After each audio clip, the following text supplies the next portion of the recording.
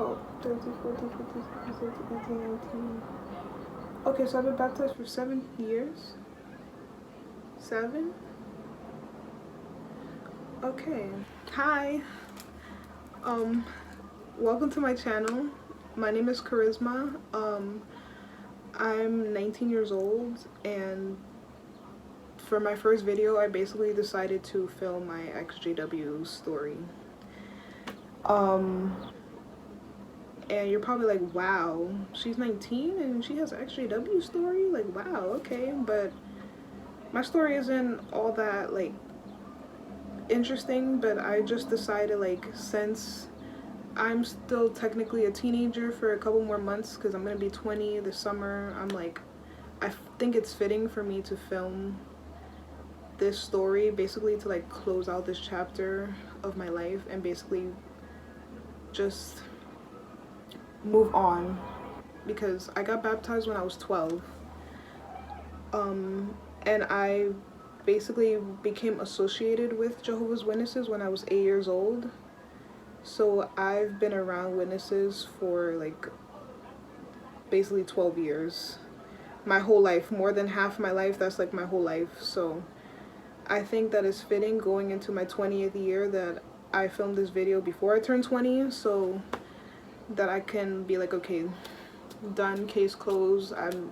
I'm never looking back, and I'm gonna make like this to show my growth as well. Like, I can look back at this video and I could say I grew. Like, I honestly can see that I've grown.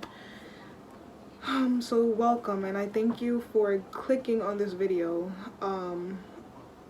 I really appreciate it if you're here, because I talk a lot, and so I hope that like you can just stay engaged with me, and that I hope I'm like at least a little interesting to you, or that like something about my story just resonates with you and just makes you want to just stick around and connect with me past this video and into my like future videos, because I plan on like making this channel grow. Like, I don't have specifically each and every single idea for future videos, but for now I know I just want to post stuff about XJWs, or like my experience as an XJW, which is kind of weird for me to say because I was never disfellowshipped. I basically faded. So let me get into my story. So I got baptized when I was 12 years old. I started attending school at the age of 4, and I was put into Catholic school from the age of 4 up until the age of like 11. And when I was 8 is when I started studying with Jehovah's Witnesses. So 8 is like, it's like 3rd grade. So I was in 3rd grade when I started studying with Jehovah's Witnesses. I was about 7 or 8 when we moved from our old house to the new place that we live in, and I've been living here for like a really long time, since I was 8 and I'm 19 now. We've been living here for years. So when we first moved here, like, you know how when you're younger, time to you, it just doesn't exist. So for me, it was like instantaneously. My grandmother, she ran into witnesses while she was out and about doing her thing, and she used to have like dealings with witnesses back where we used to live, and she encountered, it was 3 witnesses. 2 of them had Bible studies already, so the 3rd one, when my grandma approached them, she was like, oh my god, you guys are Jehovah's Witnesses. I used to study back when I used to live in my old place down at the other side, but I lost contact, and like, look, I just moved here and I've been looking for somebody to study with me, and I ran into you guys. Like, this is not a coincidence. This is like, oh my god. So obviously those 3 sisters were really excited. They were like, okay, like, we just came from preaching, a very uneventful day of preaching, and this lady comes up to us offering, like, asking us to study with her. We don't have to offer to study. Like, we're not offering her a study. She's asking us, do you, like, can you study with me? So obviously the one sister who didn't have a Bible study, they gave my grandma to her.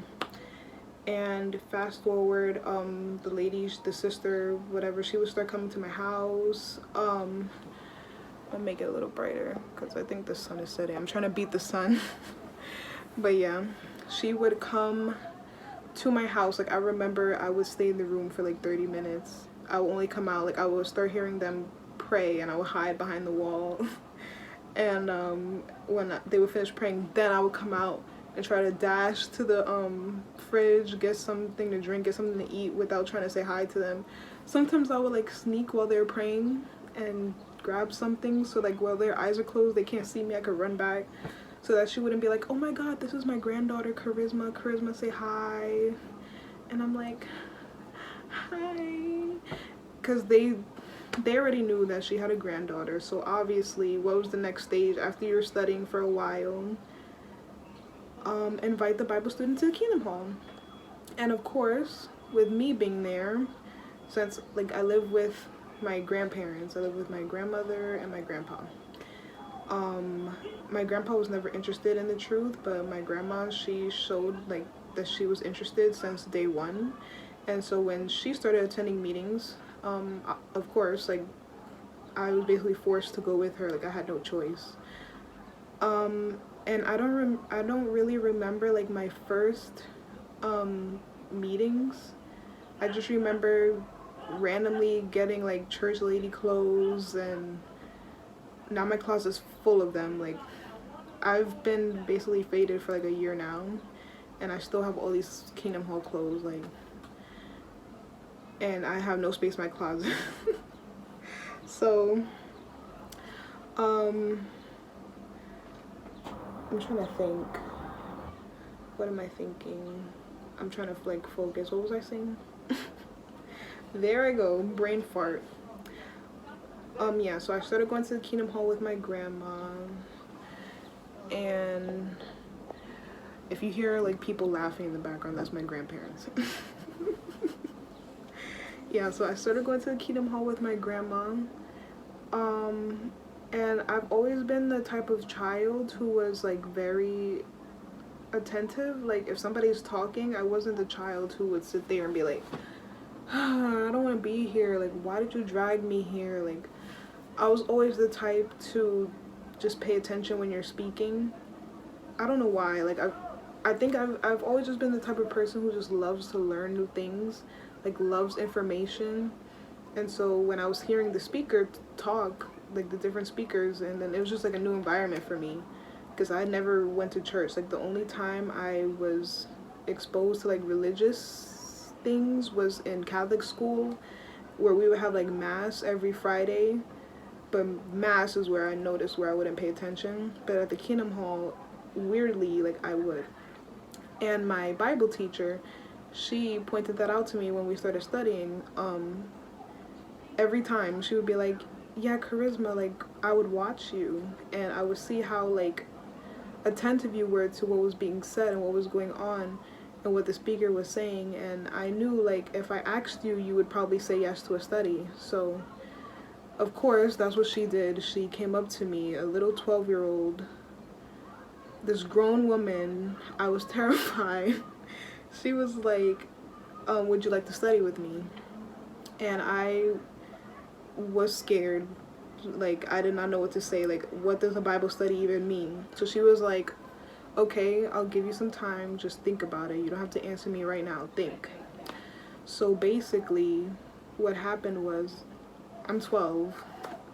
If you ask like a 12-year-old or a kid to think about something, like they say okay, they're not gonna think about what you told them unless it's something that it like interests them. So she told me just think about it. I'm 12. I completely forgot, but every time I would go to the meetings, I would see her and I'll be like, oh yeah. I would just basically avoid her because I knew I had to answer her.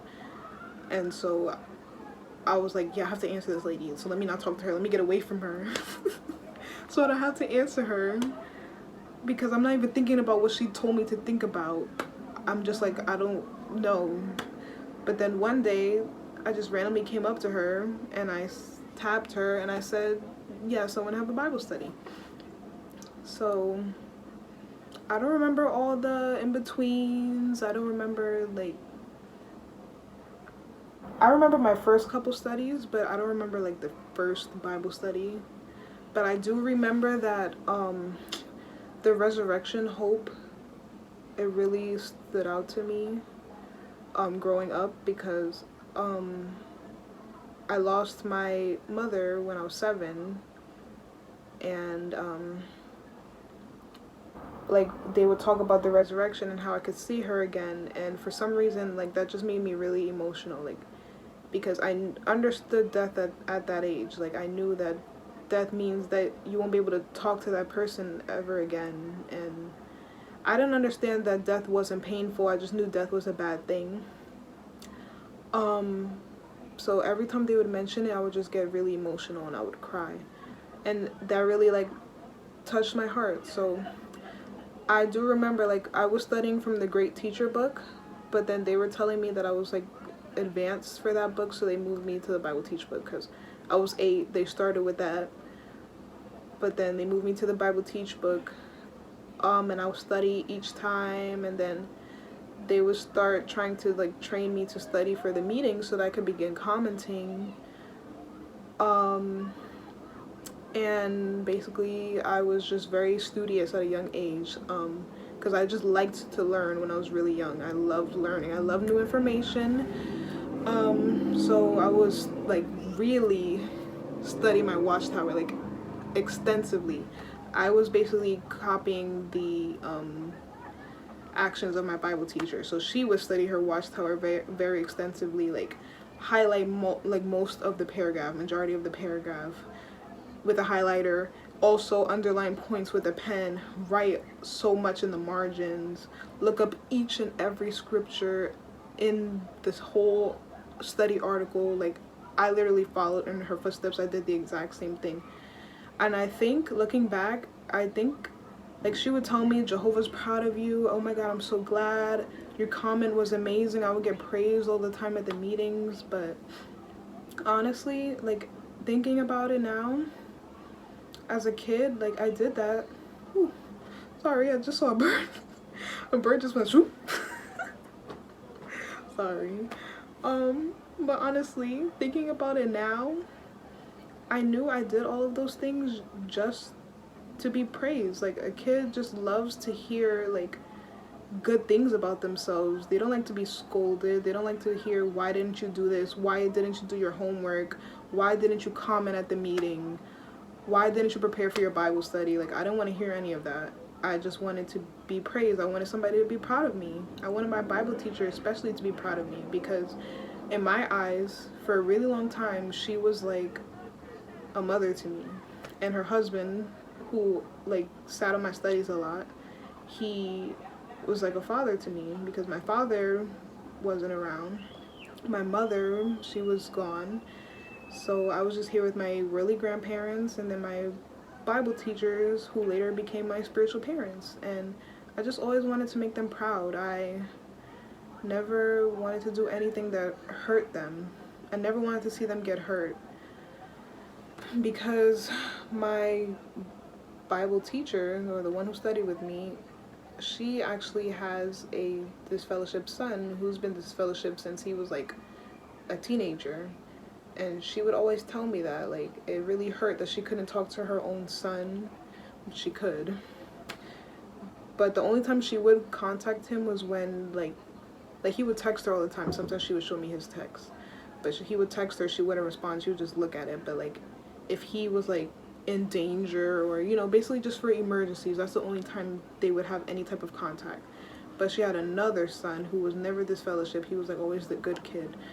But basically, I just never wanted to see, like, the disappointment and the sadness that she always had whenever she would think about her son, or whenever the study article would be about disfellowshipping, or, like, return to Jehovah or something like that. And she would just be really sad, and she would start crying. Like, you could tell all you could tell all of the people in the hall who literally had disfellowshipped kids, because they would just start crying Like, they would all just have tissues on hand, and they would say, oh my god, this article is going to be so sad, I have tissues on hand. And they would just all be crying, and they would all give their heartfelt comments, and I was just like, yeah. So it was always a like negative stigma put on disfellowshipped individuals. Like, you never want to be a disfellowshipped individual, right? And so that's why I never got disfellowshipped. I faded. But yeah, so fast forwarding, I was studying for a really long time. I was still in Catholic school though, so I studied from like 8 to like 11. I got up to like the chapter talking about Babylon the Great. It didn't take me 4 years to study to get up to that chapter. I just was I was just in Catholic school for 4 years studying, and still remaining in Catholic school because my grandma was reluctant to take me out of Catholic school, because she thought that public school wasn't a good environment for me. And my Bible teacher would always tell me, like, she put you in Catholic school because she thought that like you would receive a better education, it would be like just better for you in all aspects. Like, she did that as a protection for you. So I always had a bad view of public school and the kids in public school. Like Catholic school is basically the kingdom hall of the world, and public school is basically just horrible, a mess.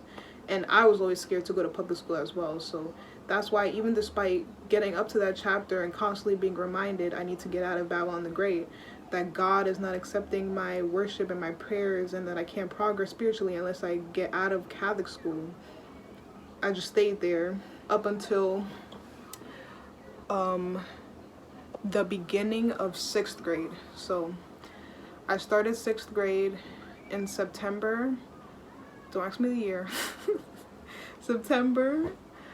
And then I was gone by October. And I started 6th grade in public school. And that was like a significant part of my life, because basically in Catholic school, you are like raised with all of your classmates. Like, you started school with all of them at like 4 years old, and all the way up until 8th grade you are still with those same students. So it was really difficult for me to leave. Like, I remember I was crying. It was so emotional. The teacher came up to me and she was like, Karizma, I heard everybody saying that you're leaving. And I just didn't explain. Like, I wasn't bold enough to say, I'm one of Jehovah's Witnesses, I can't stay here. I just left.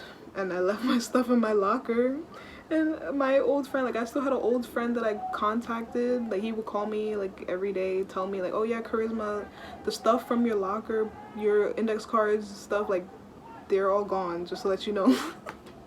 And I was like, okay, thank you. I guess he was like, yeah. He's like, why you didn't take your stuff? But anyway,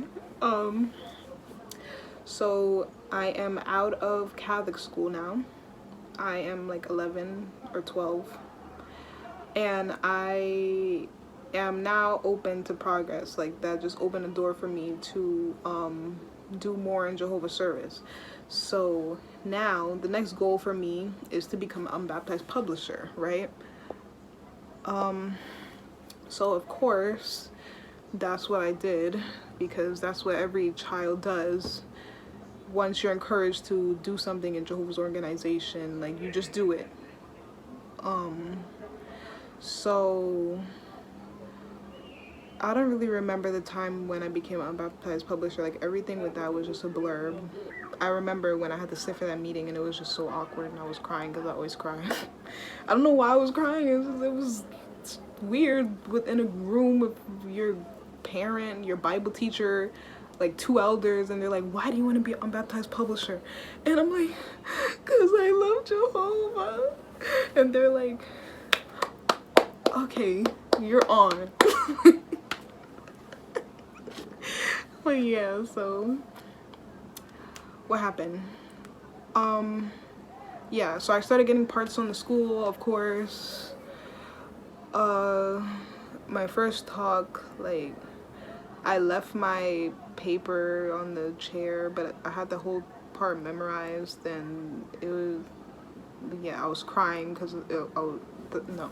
Anyway, fast forward to 7th grade. I remember I was 12.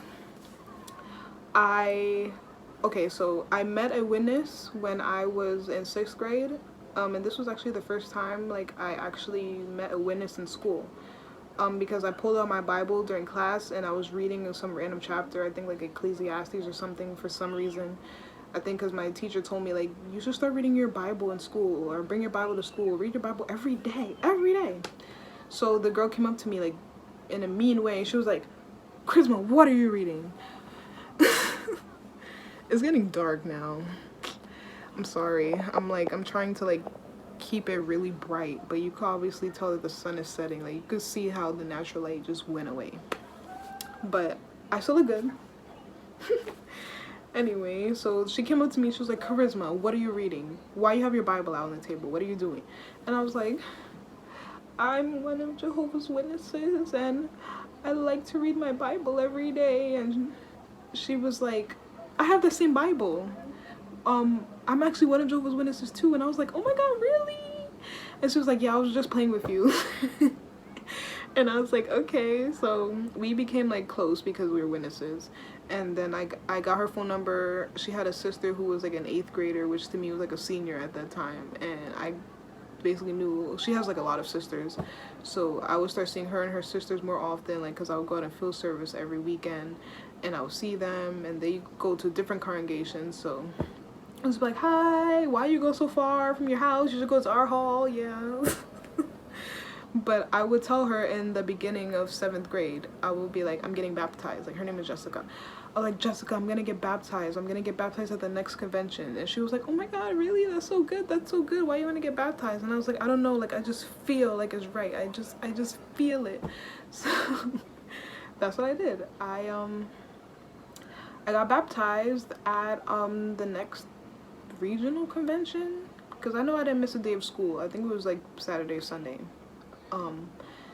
And I got baptized. I was wearing a giant purple shirt with shorts and a swimming cap, and I almost drowned because I was wondering, like, when they put me under I was like, they kind of taken a long time to lift me up. What's going on? So I like opened my mouth, and when I came up finally, because like I don't know if anybody else experienced, like, they just keep you down for a minute. Like, they gotta make sure you're baptized. Like, they gotta make sure the water soaks into your cells or something.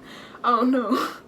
They lifted me up and I was just coughing and sputtering, and the brother who baptized me, he was like, are you okay? And I was like, yeah, I'm fine.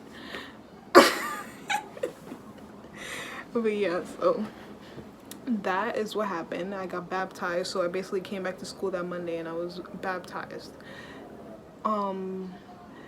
So I'm trying to keep like the events significant. So I got baptized at 12. Then so I've always been like a worldly child. Like I've always lived like a double life, which like at this point I'm proud to say that, because I wasn't the type who was going to make myself feel like an outcast because like the Bible tells me to. Like, no. So even though when I was younger, like, I felt really guilty about it though, but I would still do it anyway. But there were times where I would be at a high, where like I would be commenting, I would just be like a really good witness at the Kingdom Hall. Then when I would come home and go to school, like, I would do the complete opposite. And I felt really bad. Like, I would beat myself up all the time. And it's like, you're a kid, what can you do that's really bad? Why do you feel so bad about yourself? Now that I'm thinking about it, like, all I did was watch anime, watch TV all the time, play video games. And the reason why I would beat myself up was because my studying was lacking. Like, as I grew up, I wasn't studying as much as I used to. And I would beat myself up for that because I would act like I prepared for the whole meeting, but then my Bible teacher would look at my book during the Wednesday night meetings and see that like the whole first half was done, the whole second half of the preparation was just incomplete and it was blank. And she would give me a look and I knew she was gonna lecture me in the car ride home. So, and I would beat myself up about that because I was like, to me, I felt like I couldn't be a kid. I had to just constantly study. I had homework to do, but then I also had my witness homework to do, and I was not doing it. And I've always just been like that. Like, I got to a point where I just stopped studying completely for the Kingdom Hall, for my meetings. And there was a point where I felt really bad because I wasn't commenting at all at meetings. And you know how they view commenting as an expression of your faith? Like, basically, like, the depth of your comments shows how much you've studied. And so, like, people would call me out, like, Karizma, why aren't you commenting? Like, the speaker of the Watchtower, like, this is not the speaker, the Watchtower study conductor, he would come up to me and he'd be like, Karizma, why aren't you commenting? I miss your comments. And of course, I'm a Cancer, I am mad emotional. I started crying, like, I know, I'm going through stuff. And he was like, I understand, like, you know, but just try, it makes Jehovah happy, like. And then this other sister told me, like, she just made me feel bad, like, why am I not commenting? And my grandma told me, like, you're a witness, you're supposed to comment. Like, that just made me feel worse. So anyway, yeah, I felt really bad that I wasn't commenting.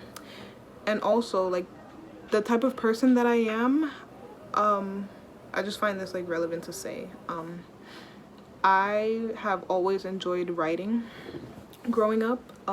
Like, I consider myself a writer, even though even now, like, I don't write as much as I used to. I found out about this app called Wattpad in 6th grade, and once I got home, like, I remember I kept reciting Wattpad in my head, so I didn't forget.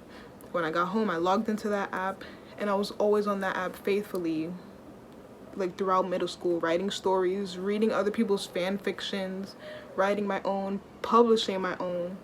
Like, I knew that was my passion from day one.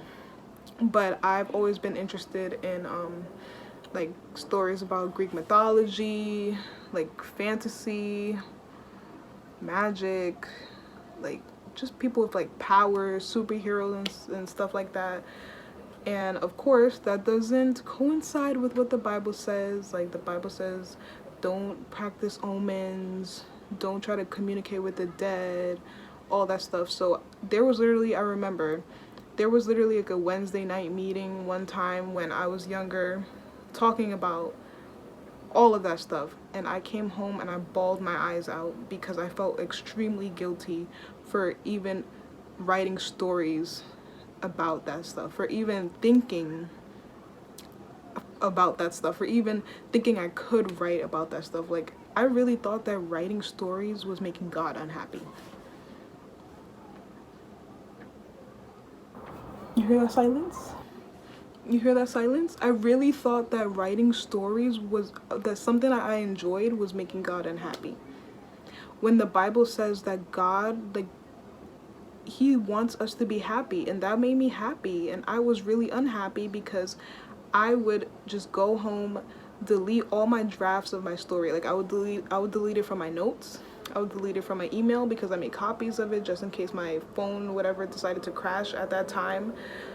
I would, like, rip out the pages of my book because I would first write in my book, then I would type it up, I'd throw them out because I wanted nothing to do with it, just in case I got tempted to start rewriting that story again. And I would tell my school friends that, like, I would tell them my story ideas, but I would, they would be like, that's a really good idea.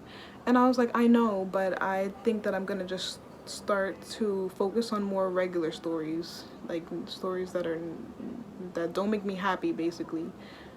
I can still write, but I can compromise, like. So yeah, like, it's just always been an up and down for me. Like, I've always been struggling spiritually, and everybody at my hall, like, fast forward up to high school now, right? People have been praising me for years, saying that I'm such a good witness, I'm such a good example for the young ones in the congregation, like the ones my age, the ones growing up that were younger than me. Keep it up. And I was smiling in their face always and say thank you, even though I knew I was living a double life all these years. And they would tell me to my face, like, you know, don't leave Jehovah. Jehovah knows, like, if you're living a double life. And I would go home again, beat myself up about it. Then I would try to, like, put on the broadcasting, because I wasn't watching that either once the broadcasting came out. I would try to catch up on the old broadcasting. I would try to prepare for my family worship, because I was lacking in preparation for that too. Like, I was just always struggling spiritually. Like, I never even prepared for service. Like, I used to, but I stopped. And so, you know how, like, for some reason, like, the older ones think field service is like a test of your faith.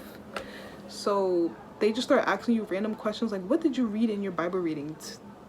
Or how do you guys feel about last Wednesday's meeting? Or what did you guys do in your family worship? And I had to, like, basically bullshit and say something random, because I'd never studied. I never did personal study. I never prepared for field service. And basically I would have to bullshit at the door with the householders. Like, there was rare times where I actually did prepare, and I would feel really bad about it, because being one of Jehovah's Witnesses, it transformed me into a people pleaser. And basically, I didn't want to let anybody down. I didn't want to make anybody, not just my Bible teacher, but everybody, I didn't want them to be disappointed in me. And I didn't want to see, like, I didn't want to be seen as a person drifting from Jehovah, a person that was on their way of getting disfellowship. Like, that word disfellowshipping was really terrifying to me. And I didn't want to hear it. I didn't want it to be associated with me, and I did not want to get, like, reprimanded publicly in the hall ever. So I always just tried to pretend like I was being a good witness when I wasn't. So, like, whenever I would smile when I was getting praised, it would always be fake, because I knew what I was doing on the side. And 9th grade high school, I was like, okay, nobody knows me here. I can basically make a new name for myself with Jehovah, and I can pretend, like, all the years of me bullshitting, of me pretending to be a good witness, of me living a double life, I could just erase that and nobody would know. So I started high school trying to be a good witness, like, but quickly that plan went down, because, like, it felt like Satan was attacking me in high school. Like, this girl literally came up to me, asked me, do I curse? And I said no, but then immediately I started cursing, like, in the beginning of high school. And then, like, I would go up and down with my friends. Like, I basically formed friends pretty quickly in high school, and I was a bad friend, in my opinion, in the beginning, because I was so quick to, like, want to delete their numbers out of my phone, ghost them, like, when they texted me, leave group chats and stuff like that, because I was like, I shouldn't be talking to these people anyway. And I would just be so fake towards them. And then I would, like, try to isolate myself during lunch periods. Like, I would go sit in the office by myself at some point, because I felt like I said in the beginning I'm gonna be a good witness, and I'm not holding up to it, and I've never been holding up to it. And for me, it just felt like the fall of me, my spirituality, it was like a long time coming. I just never saw it coming. I just never felt like I would be in this position that I'm in right now, making this video, but here I am. It's like, if you don't prepare, if you don't show any interest, like, honestly, your true intentions, like they say, it does come out. It does. Like, your true self, it does come out eventually. Like, you can't hide it anymore after a certain point. So so I started 9th grade saying I'm gonna be a good witness, but after a point I said, like, I don't care, I'm gonna do what I want. Like, so I was cursing, for me, I was being, like, a delinquent, but I wasn't even being that bad. I was just basically, like, a good girl turned bad, like, and I was still a good student. Like, I was not a bad person. I just felt like I was being rebellious in my eyes, and it wasn't even that serious. But in 10th grade, my graphic design teacher, because obviously I'm going to a trade school, because that's what all witnesses do, go to trade schools instead of going to college. My grades were excellent from 9th, 10th, 11th, 12th, excellent grades, right? Not because I'm a witness, but just because I just like school, right? Like, witnesses love to say that witness kids are usually like very well academically because our kids are good kids. Like, yeah, okay, all right, sure. So he was asking me, he was like, what is wrong with you? Like, he was very like on top of me, like, you're so smart, you're so this and that, why are you declining these colleges? Like, I'm from New York, so I had the chance to study like part-time or whatever at Parsons University, which is a very good art school. And I said no because I was like, I think I said like I had field service. Like, you would have to go to Parsons on Saturdays, and that was literally my time for field service. So I said no, but I didn't tell him that. I just told him no because I have stuff to do after school. So he finally confronted me about it, like, why are you saying no to this? This is such a good opportunity for you. And I finally told him. I pulled out my Bible awkwardly, shaking. I was like, I'm one of Jehovah's Witnesses, and because we feel that the world is going to end, and the world is basically like a company that is going out of business, it's no point in me attending a university when my hope is different. Like, I hope that I'm going to paradise. Why would I go to college, waste my time in this world? I told him that, but I told him that basically less sophisticated because I was scared. And oh, my quality looks so horrible. Okay, yeah, so he confronted me about not going to college. I basically told him I'm a witness, that's why, and I think the world's ending and college is a waste of time. And he told me, which will always stand out to me, are you open-minded? That's what he asked me. He said, are you open-minded? Because I don't think you're open-minded. And he was basically trying to prove to me that, like, I don't remember what he was saying. Like, I think he was trying to prove that Jehovah's Witnesses are wrong, or he was trying to just show me, like, because he told me he like dabbled in different religions, and that, I don't know, he was just basically telling me keep an open mind, don't like settle with one answer, like, and stop giving up all these opportunities. And of course I didn't listen to him, but I basically felt really guilty because I was cursing from like 9th to 10th grade on the low, and now that this teacher knows I'm a Jehovah's Witness, I just instantly stopped cursing. I went home, I told my Bible teacher that I basically told one of my teachers I'm a witness. But I was crying because she didn't know that I was living a double life, and I was cursing now. And so I basically vowed, I told Jehovah, I prayed to him, I said, Jehovah, I'm never gonna curse again. And I stopped, like, I instantly stopped. So that's why if people trying to break the habit of cursing, it's not that hard. Just say you're not gonna do it again. And I stopped. Like, I literally did for the longest, but I'm doing it again.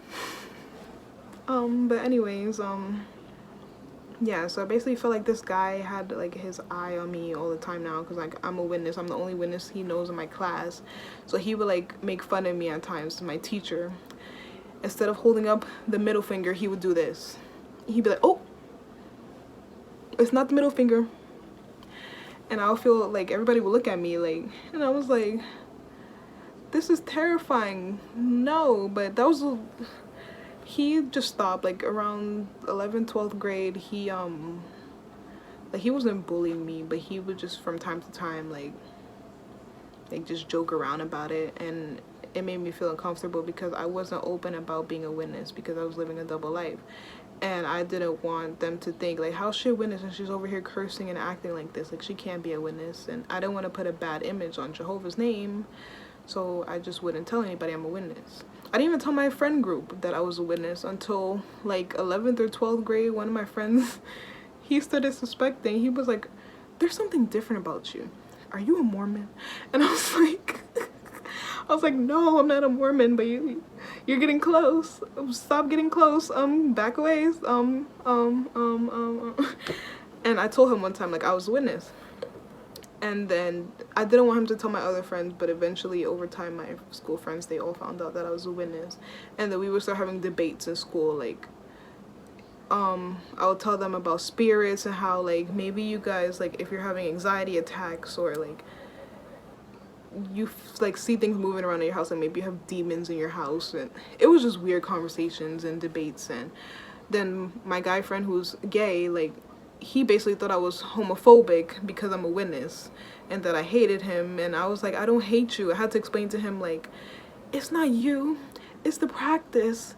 Just like a person that smokes cigarettes, I don't hate the person, but I hate the fact that they smoke. But I don't hate them. Just like you're gay, I don't hate you, I just don't like that you're gay. Like that's literally what I had to say to him, but I said in a way that he was like, okay, like I get it. But honestly, that was like just me trying to, like that illustration about cigarette smoking, like they try to use all the time, that was not working. So I don't know how, like, I don't know, because witnesses are low-key like homophobic and they just don't want to admit it. Because how can you separate the person from their sexuality? Like their sexuality is literally them, and they didn't choose that. Like you can choose to smoke and choose not to smoke, but you can't choose to be gay and not be gay, or be a lesbian and or turn it off. Like that's not how it works. So okay, so I'm in high school, that happened. I've been like curving my college advisor as well for all 4 years, because she kept trying to tell me to go to college, and all my teachers as well, because they knew how good of a student I was, and I said no. And then eventually they all just stopped bothering me.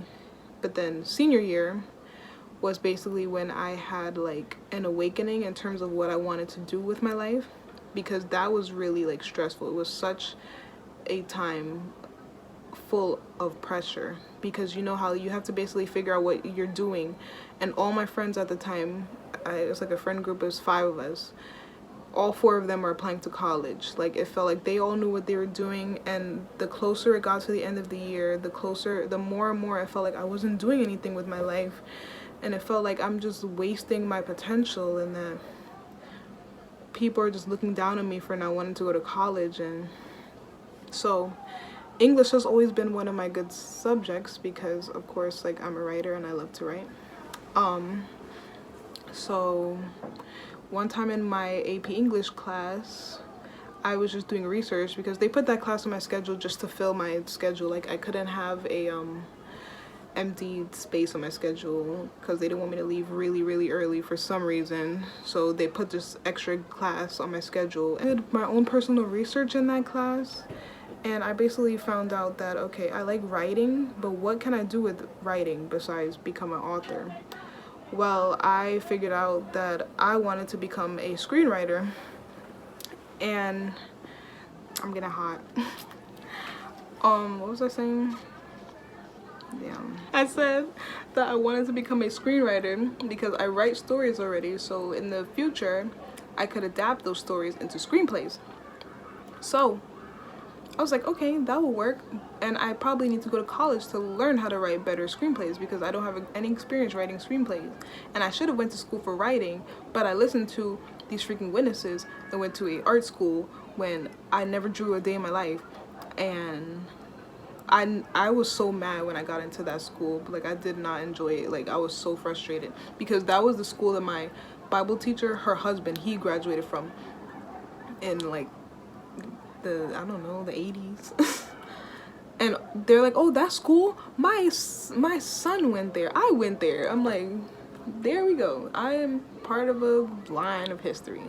Like I could have went to LaGuardia or something, and I literally didn't go to my freaking audition. But anyway, so I told my English teacher, like, I want to be a screenwriter, and I think I want to go to college now. And now look at me, it's like January, or probably later than that, and I finally decided I want to go to college. But they were all supportive of me. My college advisor and my English teacher, like all my teachers, they were like, if you, whatever you decide to do, like we're gonna help you. So I never told anyone I wanted to go to college. I only told my grandparents, and they were supportive of me.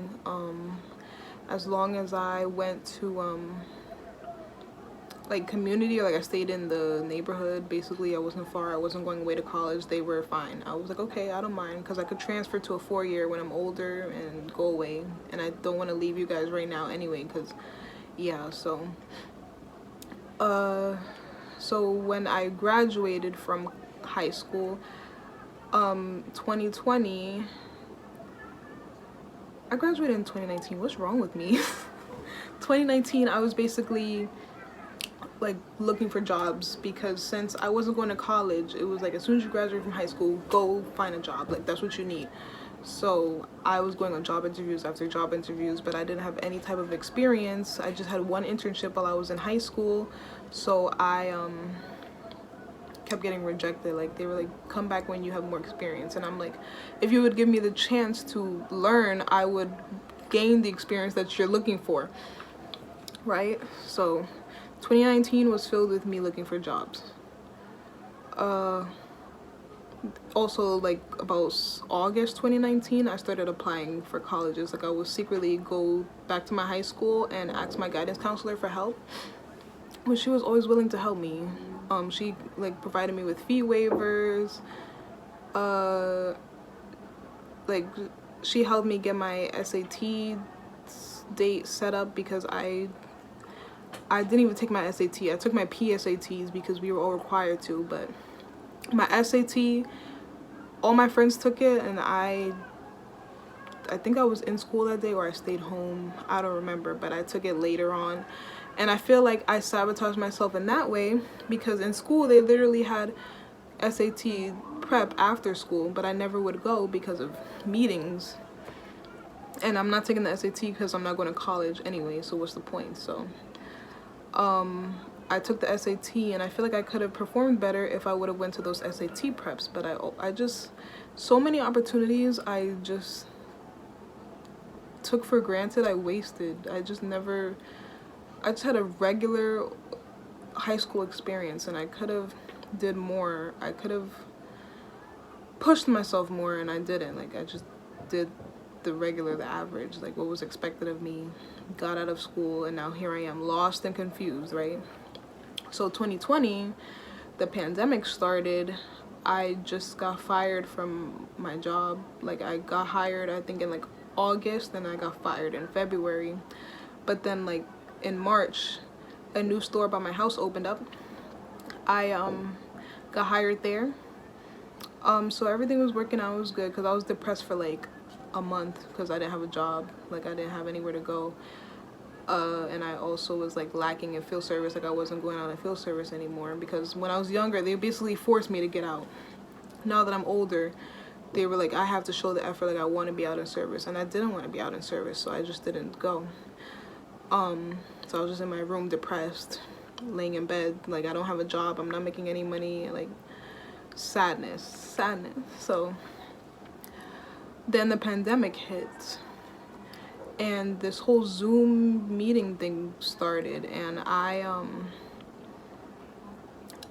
didn't want anything to do with it. So they made a whole group chat with everybody in the hall, and I was not like replying to any of the messages. I was not responding. I just said that I was not like reacting to them, like putting thumbs up or anything like that. I was just in the background reading the messages, but then I would have my phone on don't disturb. Like, I would mute the chat because it was just too much. Like, they were all texting, thank Jehovah for this arrangement, thank Jehovah for this provision. Oh my God, Jehovah is so good. Even because we can't go to our meetings, Jehovah finds a way to allow us to meet together and get our spiritual food. Oh my God, like, I was not interested. So what happened? My spiritual father, he was like, Karizma, where are you? Like, why aren't you responding to my text? We're giving out the code for a Zoom meeting, and you're not like responding. But he basically forced me to join the meeting, because he called my grandmother and told me, like, make sure Karizma logs into this, make sure you guys keep this, don't tell anyone. So since last year, I've been on the meetings for Zoom, but I haven't been showing my face, because I don't want them to know that I'm there. Like, they don't have the right to know if I'm there or not. Like, it's none of their business if I'm there. And what does seeing my face do for them, nothing. So my grandma, like, she shows her face on camera, but I'll sit off to the side, like the technical girl sitting next to the computer, making sure, like, if the connection is bad or whatever, I fix it. But from like a whole year, I've been just zoning out. Every time the meetings come on, I just go on my phone, pretend I'm on JW Library, and I zone out. My grandpa's sitting off to the side too, because he's not, we're all, meanwhile, like, keep in mind, we're all dressed in regular clothes.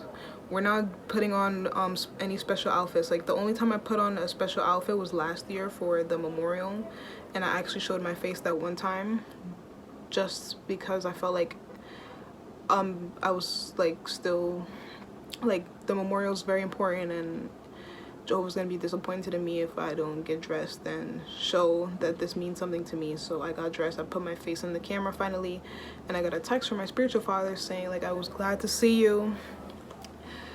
Jehovah's happy, whatever. I put a heart to it. Fast forward, his wife, which is my spiritual mother or whatever, she keeps trying to call me. She keeps leaving me voicemails. I don't respond to her calls. I don't text her back.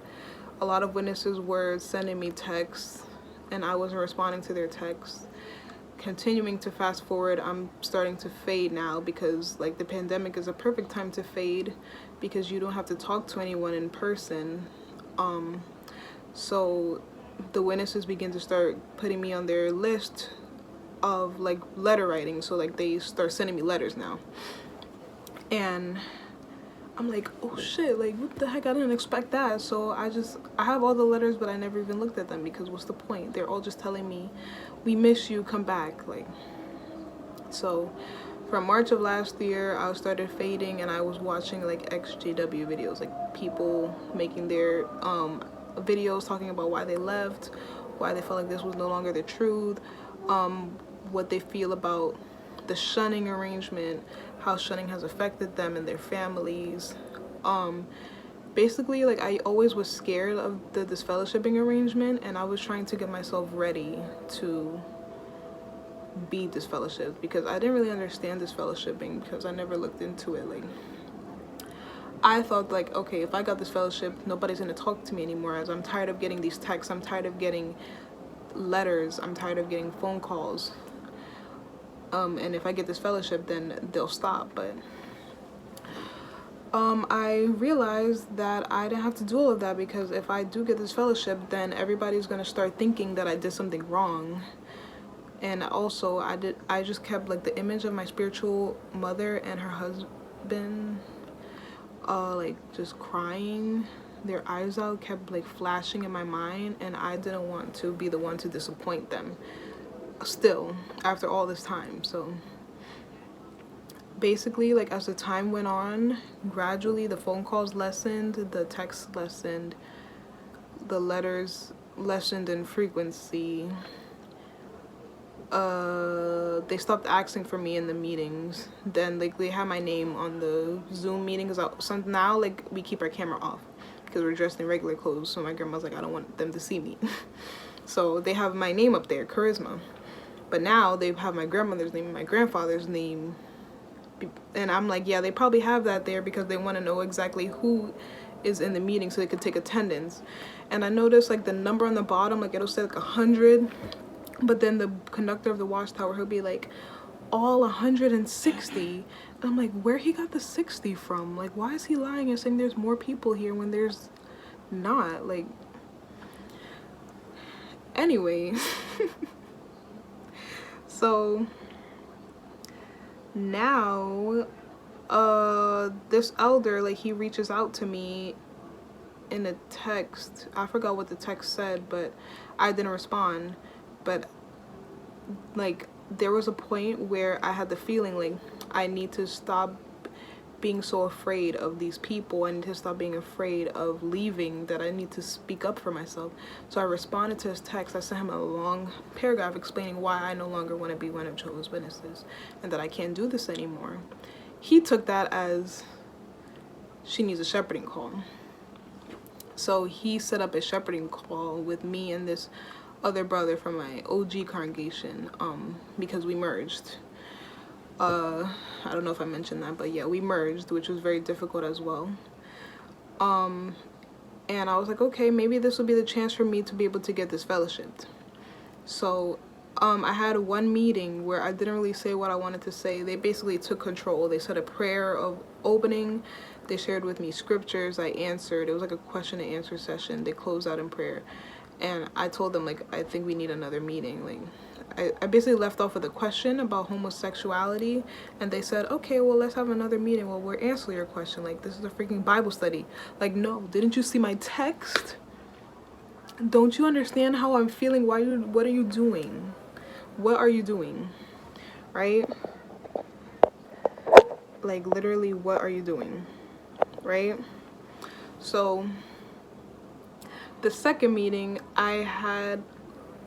the first meeting I had my friends in the background on FaceTime just to help me, but the second meeting I had my friends in the background with the brightness low and the volume all the way down. And basically them being there really helped me to say what I wanted to say, basically get everything off of my chest.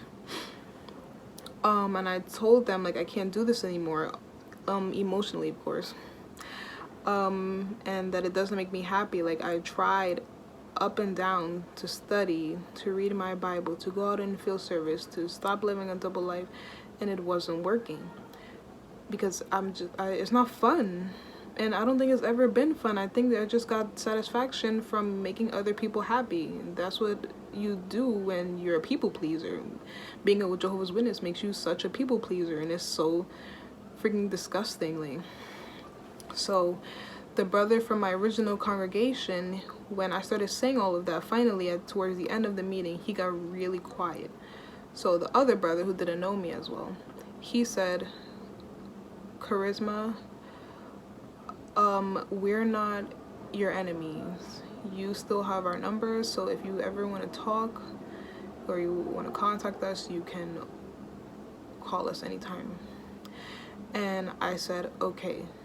Yeet. Like, why would I want to call you? Boy, like, and by that time I already wrote my disassociation letter, but I never, like, sent it to them because I was trying to figure out if I should send it to the body of elders or if I should send it to, like, just one elder.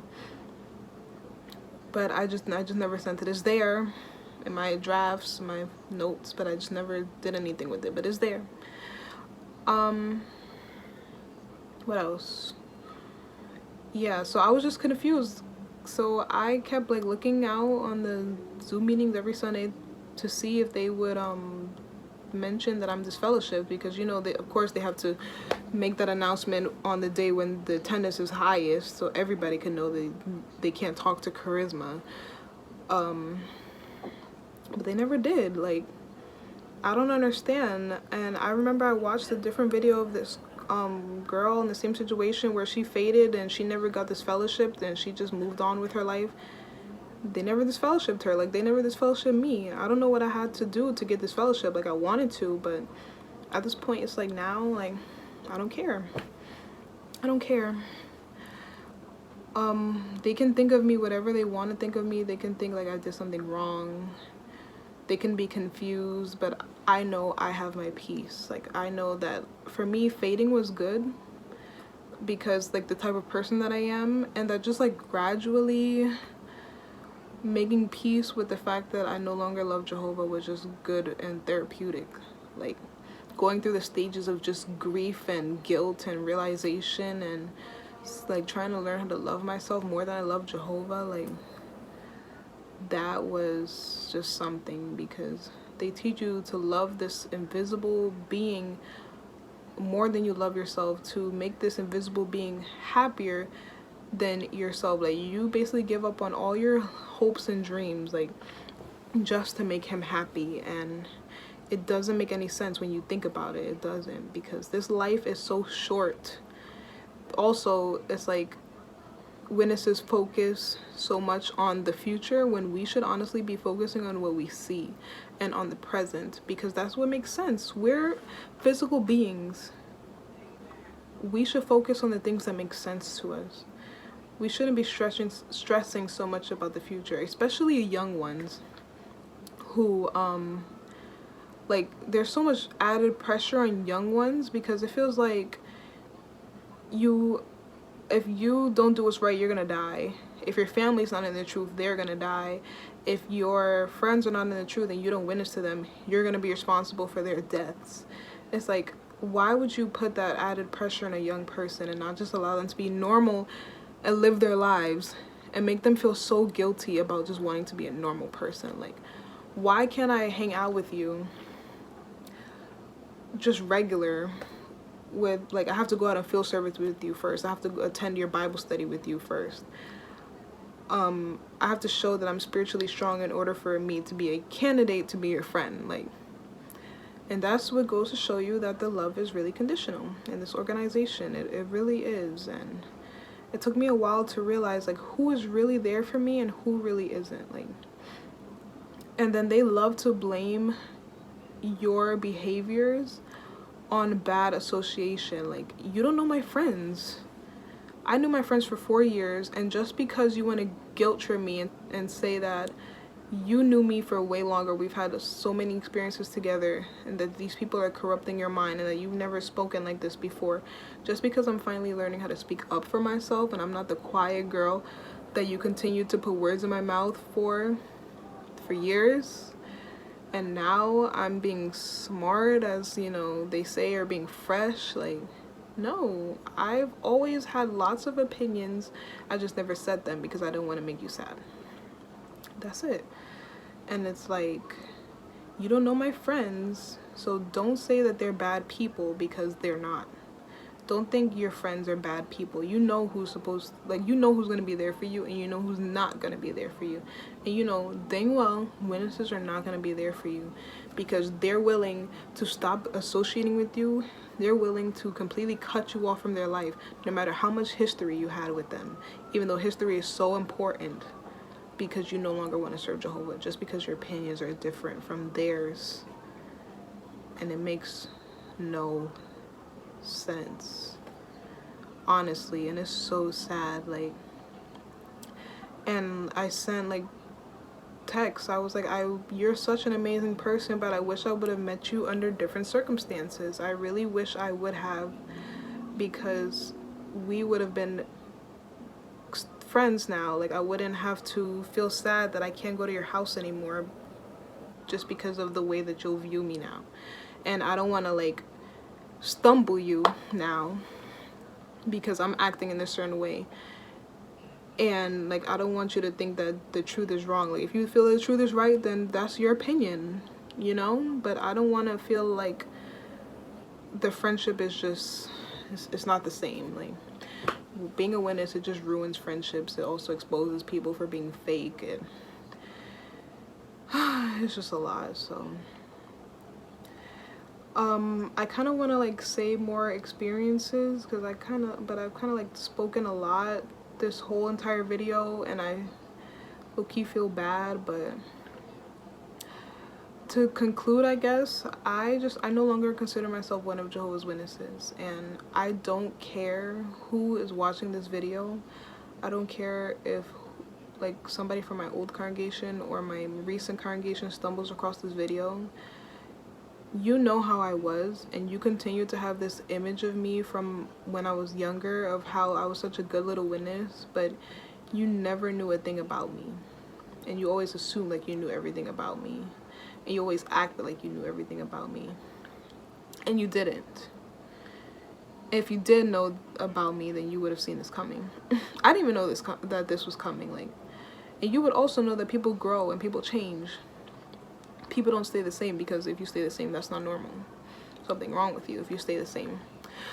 And that if you see this video and you know me, and you're like from my past, like, and this is really disappointing for you, well, I'm sorry to tell you, but I'm no longer living my life for you. I'm living my life for me.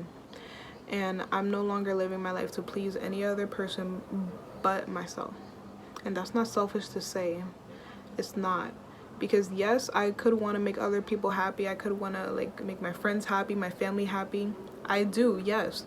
But I mean, I'm not going to compromise my own happiness for anyone, an invisible God, anymore. Because it doesn't make sense, and it's too stressful. Like, just live your life in the present, to be honest. Like, don't fear Armageddon. It doesn't even feel like Armageddon's coming anymore at this point. Like, don't be afraid. Just live your life. You know you're a good person. Don't let anybody make you feel like you're not a good person. Your heart is good. Your heart is pure. You just feel differently about the organization that you grew up in. That's all. So for the young people watching this video, like, I really applaud you and I love you. And if you watched to the end, thank you. Because it shows that you're going through a spiritual growth. Yes, a spiritual growth. Like, your spirit is growing. You're setting your spirit free from the shackles of being one of Jehovah's Witnesses.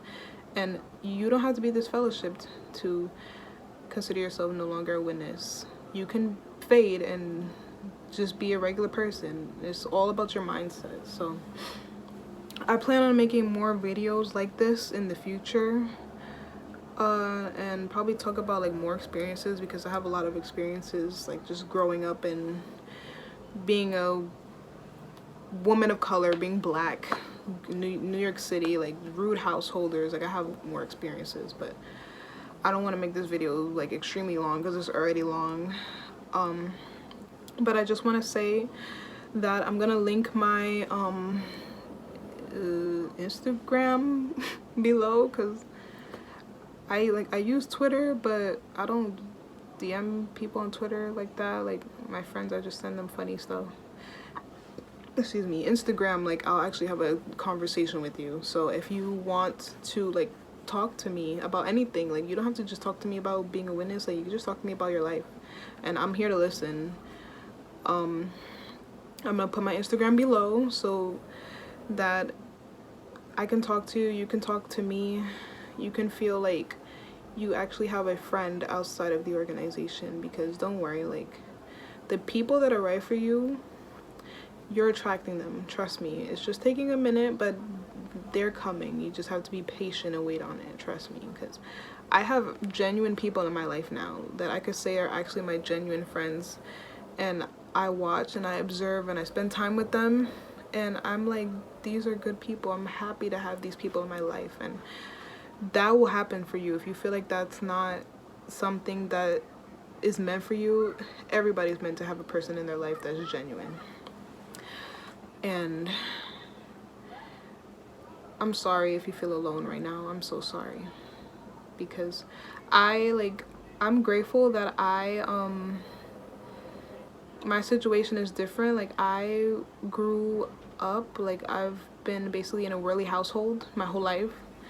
I always consider, like, if I was raised by my Bible teacher, my spiritual mother and father, if I was actually their biological child, if I made a video like this, like, first of all, I wouldn't even have a chance to make a video like this, because they will keep an eagle eye on me 24/7.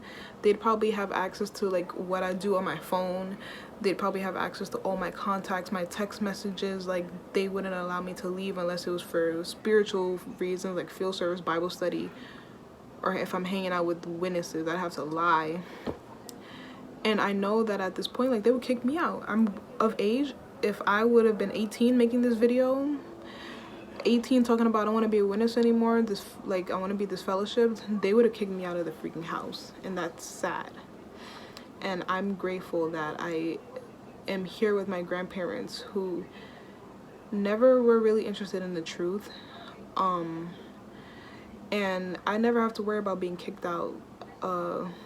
I never have to worry, like, where am I gonna stay if I don't want to be a witness anymore. Like, I have like a smooth, like, just situation, and I feel for those who don't. So don't feel like you're alone, and don't feel like your situation that is bad and it's never gonna get better and that it's gonna get worse, because it'll always get better. Trust me.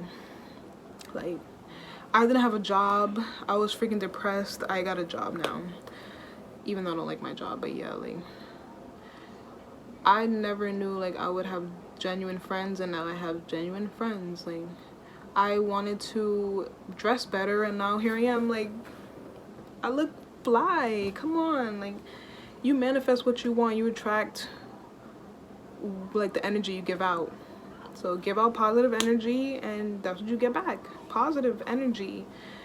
And the universe always gives you what you deserve. And remember the Watchtower Bible Tract Society, the Organization of Jehovah's Witnesses, they try to teach you that all you deserve is death. And we as human beings, we deserve more than death. We are life. We are made in the image of God. We deserve everything in this life. We deserve to get enjoyment out of every aspect of this life. And don't feel guilty for living your life, because you deserve everything. You are worthy of everything. You are everything. I tell myself that all the time. I'm everything. I deserve everything. I deserve to have what my heart desires. I'm attracting what my heart desires. I'm good. I'm gonna be good. And my friends are gonna be good. You're gonna be good. Like, and even though I don't know you personally, like, I'm sending my love to you. I am. No matter what age you are, honestly. Even if I'm directing this to, like, young people, like, my age, because I'm 19, like, those younger than me, those older than me who are still stuck in the organization, like, you got this. And I can't wait to watch your videos. Like, please make your video, because as a writer, like, I get inspired about, like, the most littlest, simplest things, and your video might inspire me, like, to, oh my god, I'm gonna write a story about this, like, like, so please make that video, because then I'll subscribe to you and I'll be, like, one of your #1 fans, like. And if you make a video, like, drop the link in the comments. Drop a link to your channel in the comments. I'll watch it. I'm telling you. Like, sometimes I just binge videos like these for no reason, because they're interesting. Like, that's something I'll never grow out of. Just having interest for just learning new stuff. So, yeah. But thank you for watching this video. I'm sorry that it's long again. Like, I keep apologizing, and I know I need to grow out of apologizing, but for everything. But thank you if you made it this far. I really appreciate you, and stay tuned for more videos to come in the future. Also, stay tuned for me looking, like, busted in some videos, because like, I got myself dressed up and just, like, look at least decent right now, but sometimes I won't always look like this. So just a warning, and just stay tuned, because I'm gonna make this channel fun. Like, I want this to be a community. I want this to be a safe space for ex-Jehovah's Witnesses, and just for, like, teenagers, just to have fun and see that you can live your life without guilt. So thank you so much. I really appreciate you. And if you watch this and you know me, like, you're one of my friends, and I love you too. Okay, so bye.